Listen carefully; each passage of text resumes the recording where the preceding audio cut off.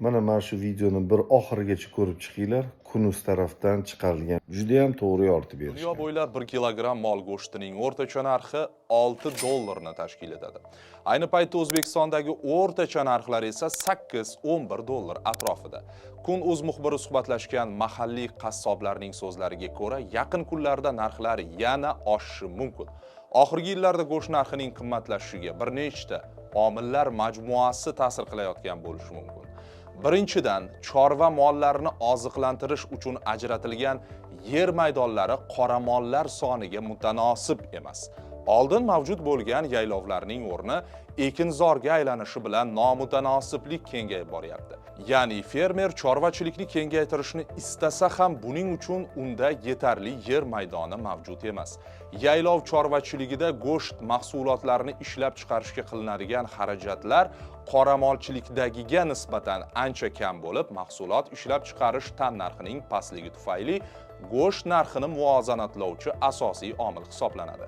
Iqlim o'zgarishi va suv tanqisligi sababli yaylovlarning qisqarishi tabiiy ravishda kuchayib boryapti. Shuningdek, buta va yarim buta o'simliklarni o'tin va boshqa xo'jalik ehtiyojlari uchun chopib olish ham yaylovlar inqirozi va cho'llanish jarayonini tezlashtirgan.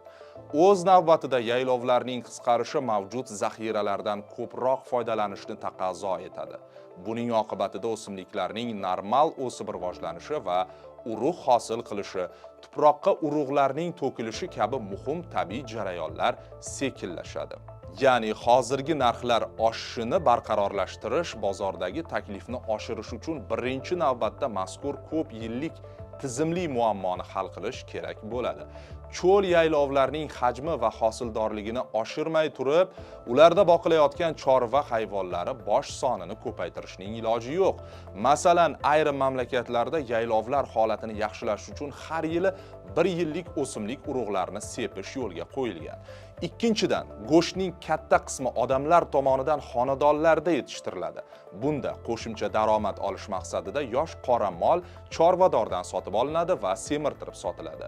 Shirot va kunjara kabi mahsulotlar narxining tez o'zgaruvchanligi, yem-xashak uchun yer maydonlarining yetarli emasligi, makkajo'xori kabi ekinlarni ekishga qo'yilgan norasmiy cheklovlar chorva uchun oziq-ovqat narxlarini qimmatlashtiryapti.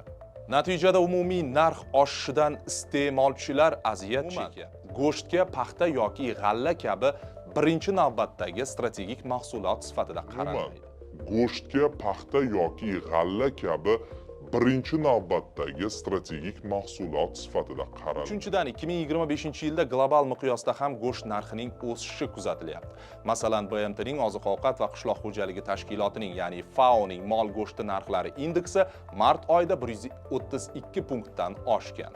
Bu oxirgi 33 oydagi eng baland ko'rsatkich. Narx qimmatlashishi qo'shni respublikalarda ham kuzatilyapti. Jumladan, mart oyida Qozog'istonda mol go'shti narxi 3,5% ga, qo'y go'shti narxi esa 3,4% ga oshgan. Qirg'izistonda esa go'sht mahsulotlarining inflyatsiyasi 3%. Narxining qimmatlashishi respublikaning turli hududlariga har xil ta'sir qilgan. Masalan, Qashqadaryo viloyati Nishon tumanida mol go'shti 95 ming so'mdan 110 ming so'mga, qo'y go'shti esa 110 ming so'mdan 120 ming so'mga oshgan.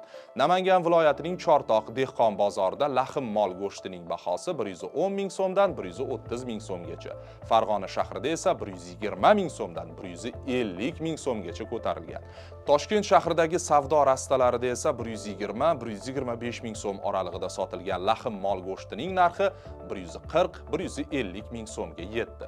Go'sht so'nggi yillarda eng ko'p qimmatlagan mahsulotlardan biri. 2010-yilning oxirida 1 kilogramm go'sht narxi 9 ming so'm, 2011-yil yakunida 15 ming so'm, 14-yilning o'rtalarida esa 26 ming so'mdan taklif qilingan.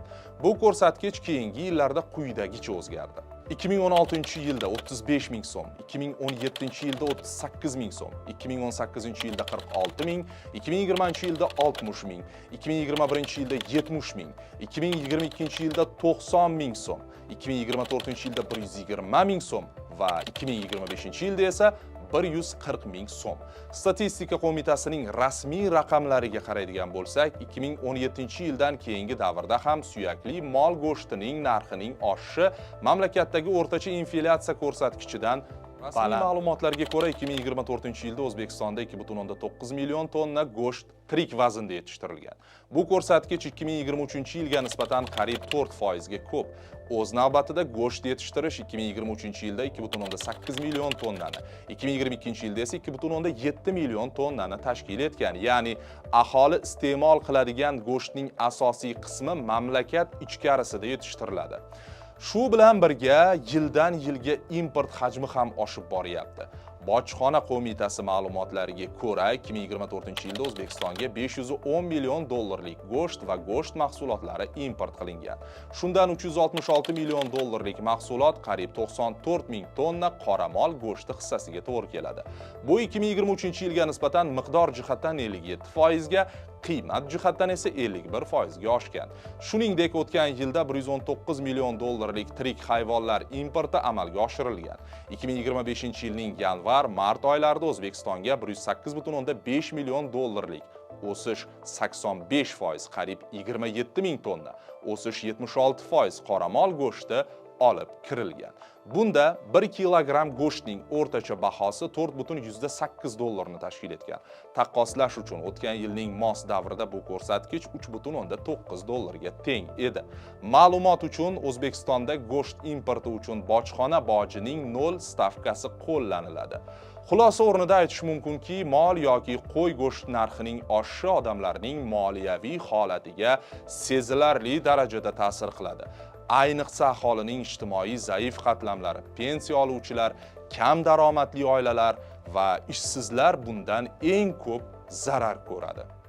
Go'sht sog'lom ovqatlanishning ajralmas qismi, ammo uning qimmatligi kundalik ratsionda ushbu mahsulot ulushini kamaytirib, inson salomatligi uchun muhim bo'lgan moddalar yetishmovchiligiga sabab bo'ladi. Obuna va izoh qoldirib, yuksalishimizga hissa qo'shing.